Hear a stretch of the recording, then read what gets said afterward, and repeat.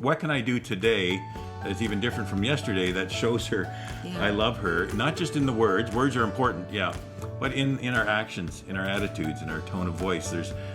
And so it's this constant learning that if we put that effort into it, boy, is it ever worth it. It pays off. Well, we are back in our kitchens with our kitchen couples. We have Mike and Diane, and Eric and Kara, and Dan and Danielle. All in our own little boxes. Yeah, here we are. And it's always great to hear from one of our favorite teachers, Gary Thomas. Yeah. Today was a really good one, wasn't it?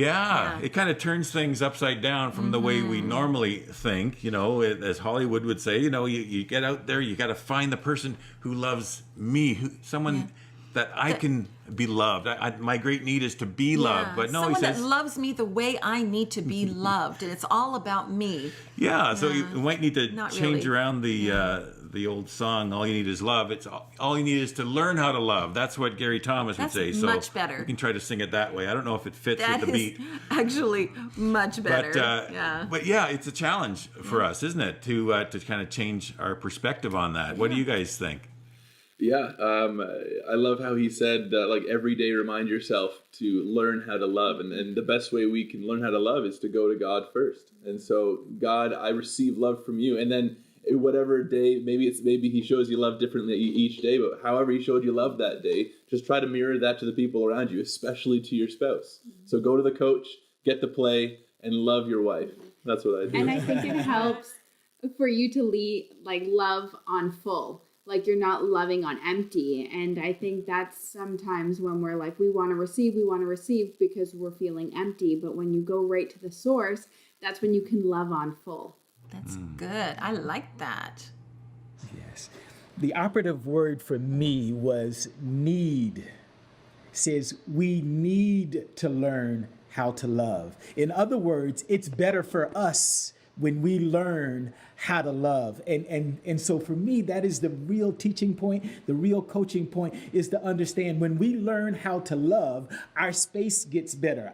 Our the number of friends we have, the number of people that want to be around us, all of that increases when we learn how to love, not have that desire to be loved. And two, we need to learn how to love our partners for everything they are and everything they are not. All right. And that's the hard part, right? That they are not. We have to learn to love them for everything they are and everything they are not. There's these numbers, 831, 8 lucky number, 31, his football number, 8 letters, 3 words, 1 meaning. I love you, right? And if we can learn to say that, some people have a hard time just saying, I love you.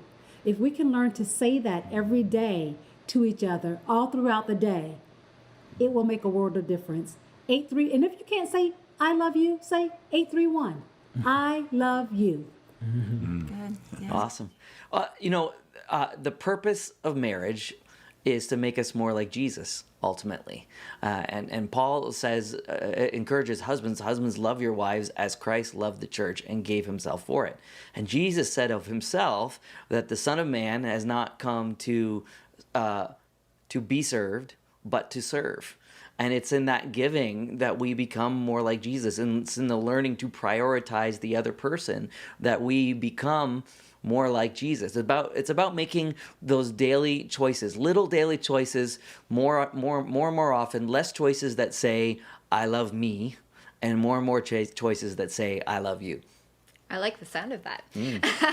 But you know what, Gary, towards the end, he said what it's all about. When we know how to properly love each other the way Christ says and gives us an example, when we know how to love and respect and forgive, all of those things, we show the world Christ. So there's a lot riding on a relationship, but I would also like to add, even, that sets a big standard for us, but even in our brokenness, in our imperfection, and when we can get over those hurdles, because we're all just broken, imperfect people, when we can live that way and still figure figure it out and move on and persevere and forgive, that speaks volumes to the world as well. And so I would encourage people, married couples out there, Christian couples, don't be afraid to live behind a veil of perfection to those around you. Be open and real with who you are in your journey in your marriage, because that will speak volumes as well. That's good. And yeah, I love that. Don't think you have to put on airs of a perfect marriage, because nobody does.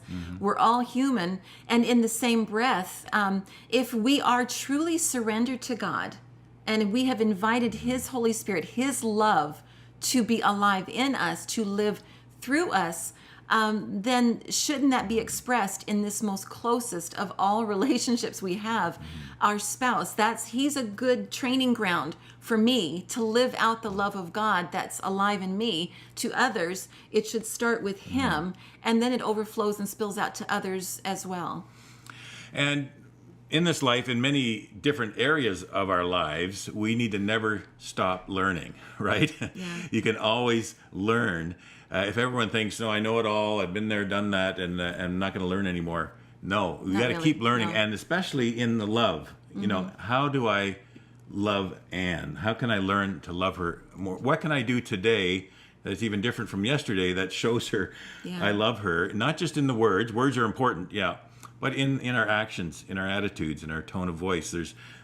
And so it's this constant learning that if we put that effort into it, boy, is it ever worth it. It pays off. And that's a big habit time. you have to get into, Yeah. right? I mean, it's not something that comes naturally to you. I don't think most of us wake up first thing in the morning and say, how am I going to love my spouse better? You have to train yourself to get into that mindset, because you could wake up in the morning and say, boy, he snored a lot last night, and boy, I'm not very happy with him. Not that you snore. Okay, we're getting a little close to home here. Not that you snore, of course not. But we have to kind of train ourselves to get into that mindset of thinking the best and showing the best and pouring out love onto our spouse. Giving instead of just getting is that's the gospel, right? That's what Jesus has done for us, and that we can do for each other as well. Well, it's been a good discussion. It's been excellent. There's a little bit more of Better Us coming up. Thanks, everyone. Thanks, guys.